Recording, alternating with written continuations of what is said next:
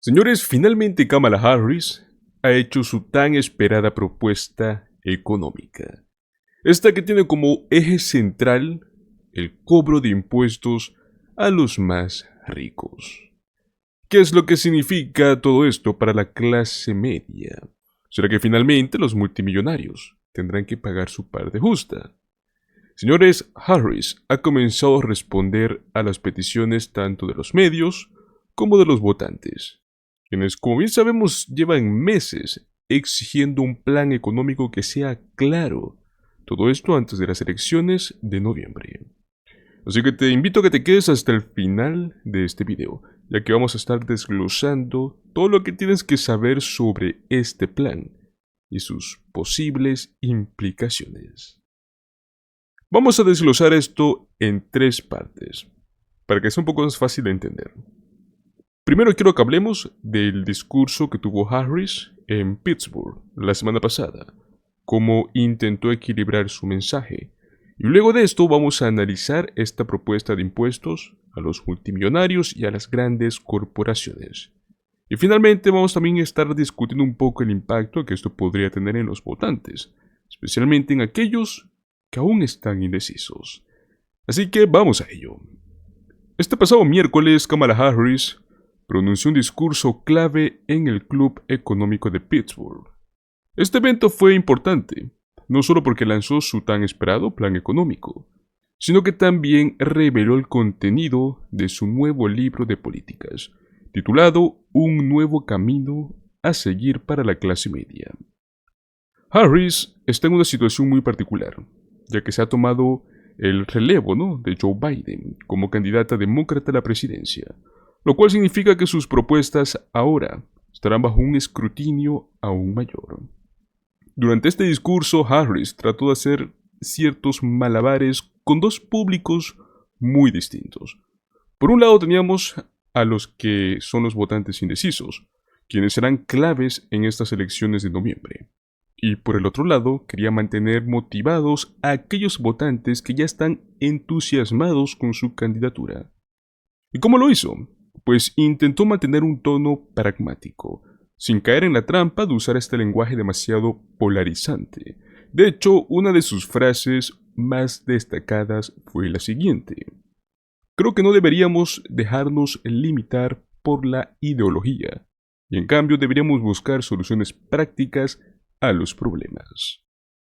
Esta declaración muestra claramente su intento de desmarcarse de las críticas republicanas, que la han pintado como una marxista.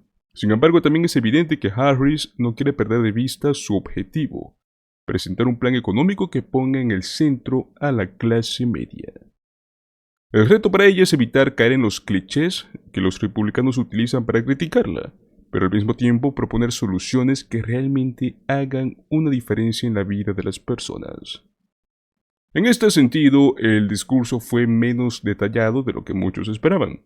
Harris no se detuvo demasiado en desglosar políticas específicas durante su presentación, quizás para no darle más munición a sus críticos. Sin embargo, este documento de políticas, que son 82 páginas, que acompañó en su discurso, sí aborda algunos de los detalles que nos interesan. Ahí es donde encontramos las claves en su estrategia económica. Ahora entramos en materia.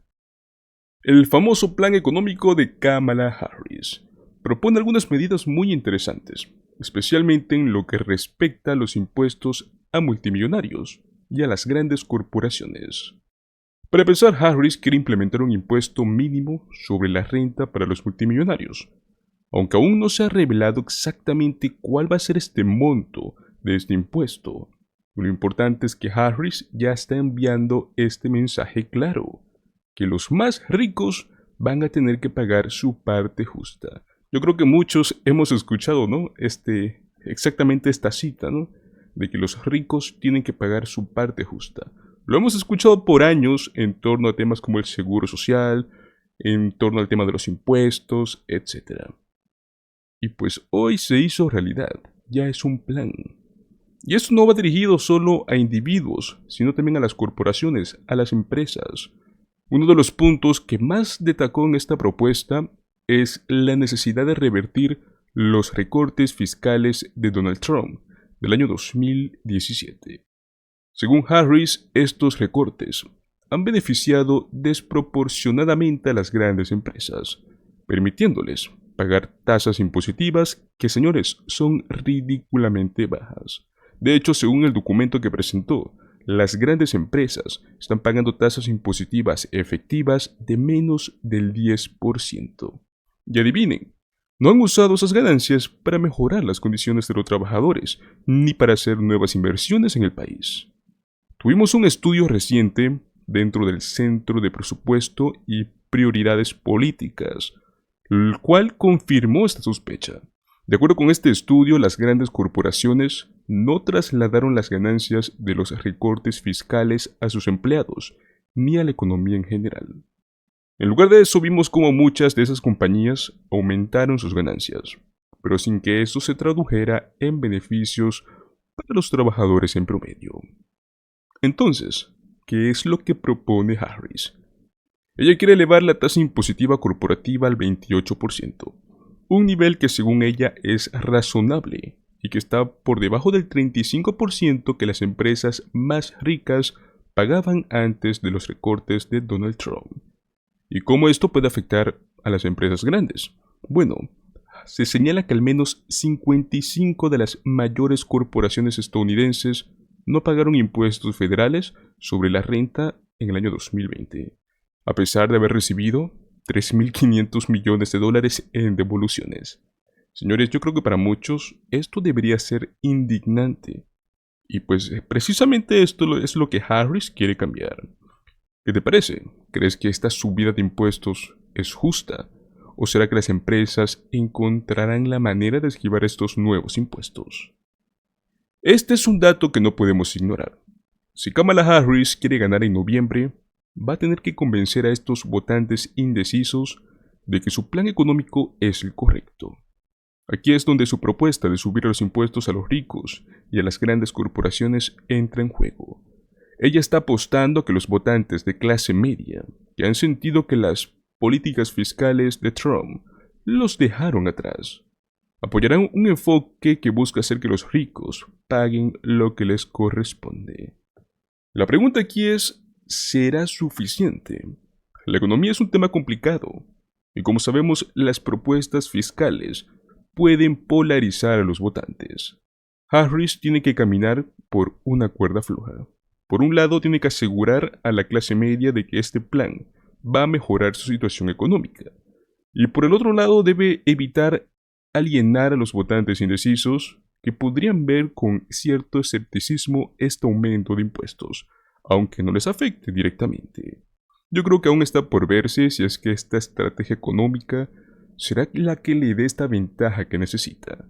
¿Será que esta estrategia es la correcta? Yo creo que podemos decir que Kamala Harris ha dado un paso audaz con este plan económico. Subir los impuestos a los más ricos y a las grandes corporaciones es una propuesta que sin duda alguna no va a pasar desapercibida. Es algo que muchos vienen esperando años. Pero la gran pregunta es, ¿será suficiente para ganar este apoyo de los indecisos? ¿Será que al final será contraproducente? Pues bueno, es algo que veremos en las próximas semanas. Ahora bien, quiero que sigamos hablando de un tema que es muy importante y es cómo Kamala Harris tiene que abrir paso porque el tiempo se acaba. Empecemos con algo que ha sido muy desconcertante para muchos demócratas.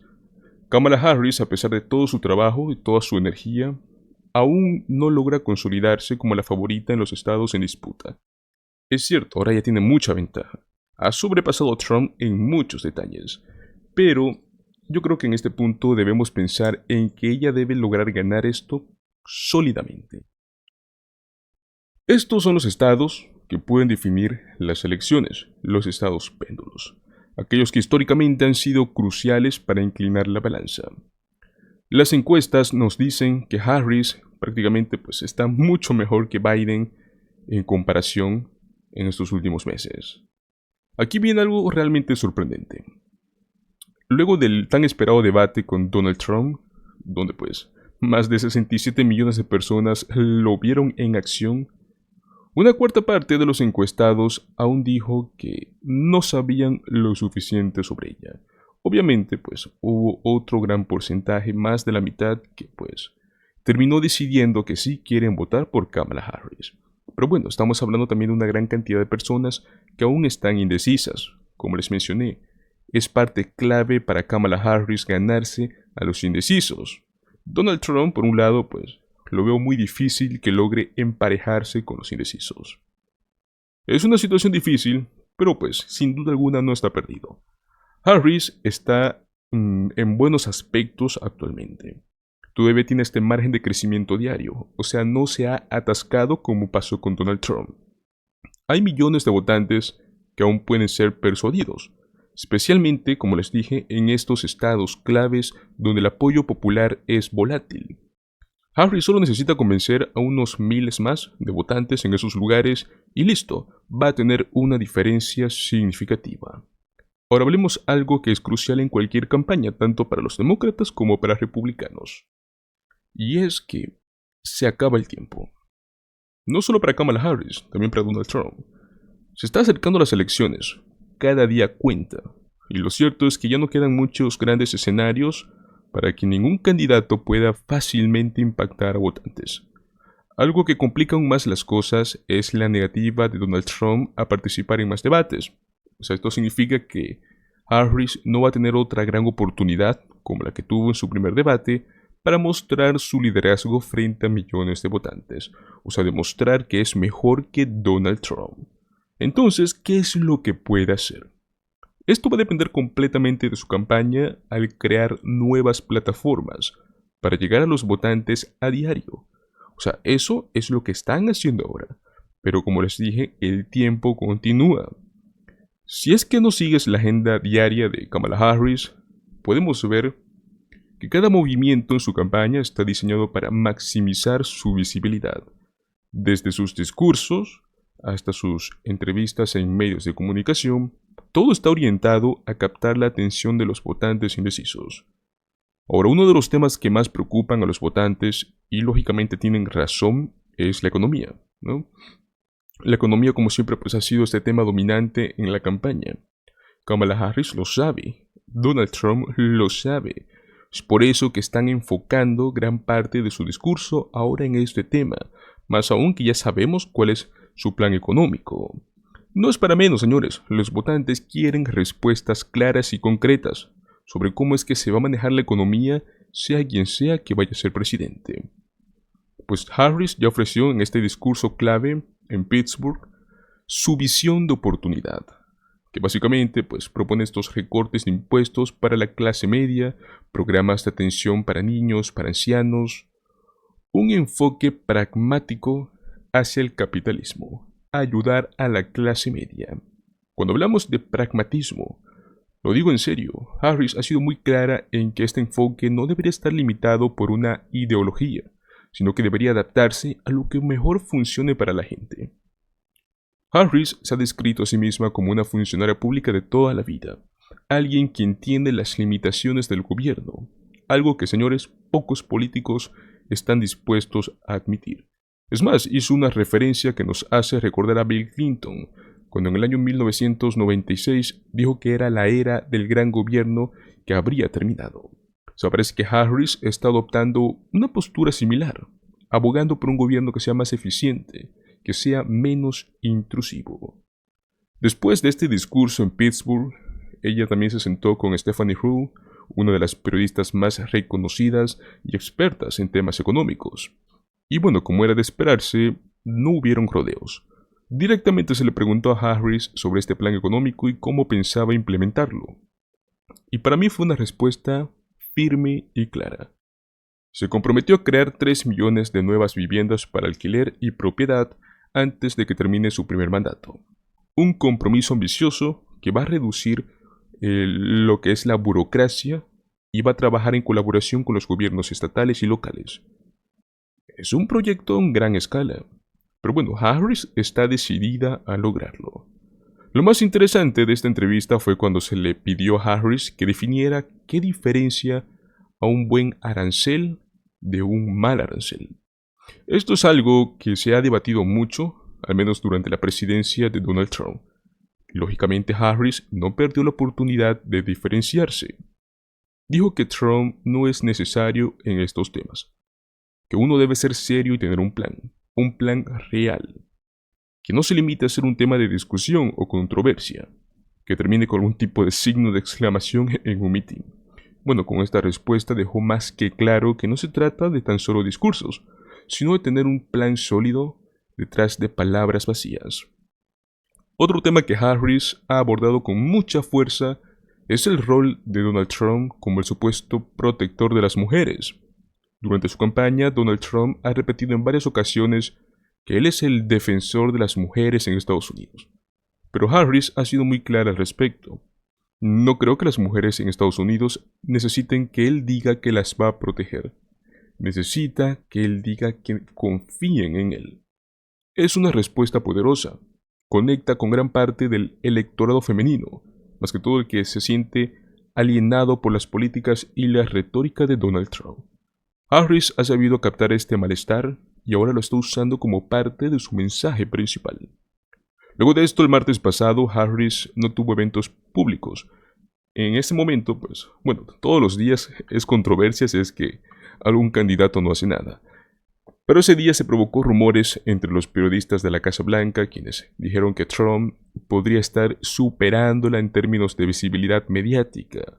Pero como si fuera parte de un plan bien orquestado, esa misma noche, su equipo anunció que Harris había participado en una entrevista para el popular podcast All the Smoke, presentado por los exjugadores de la NBA, Stephen Jackson y Matt Barnes.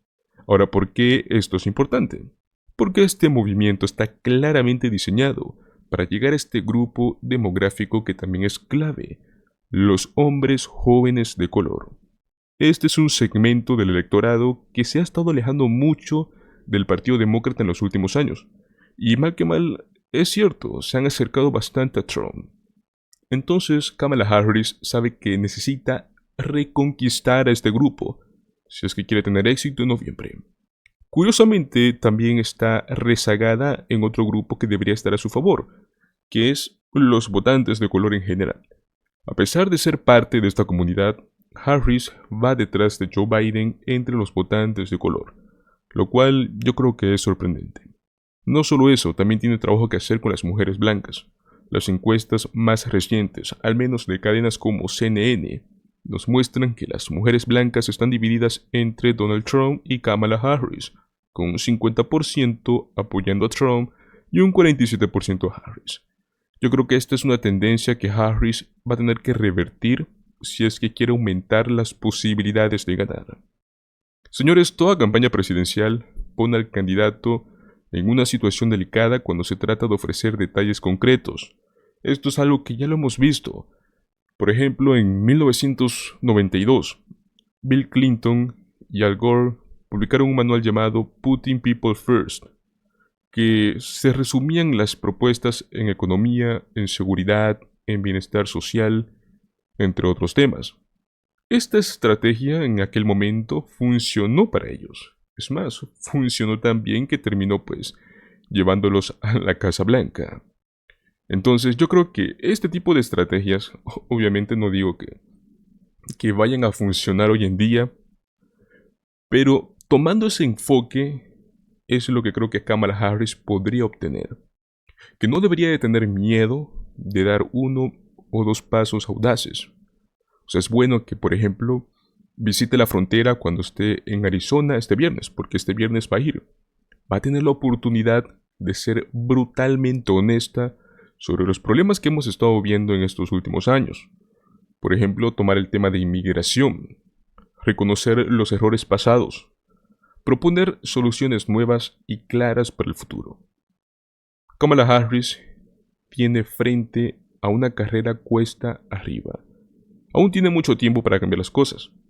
Su reto más grande será conectar de una manera más profunda con los votantes indecisos, reforzar su apoyo entre los grupos demográficos, los que podrían inclinar la balanza a su favor.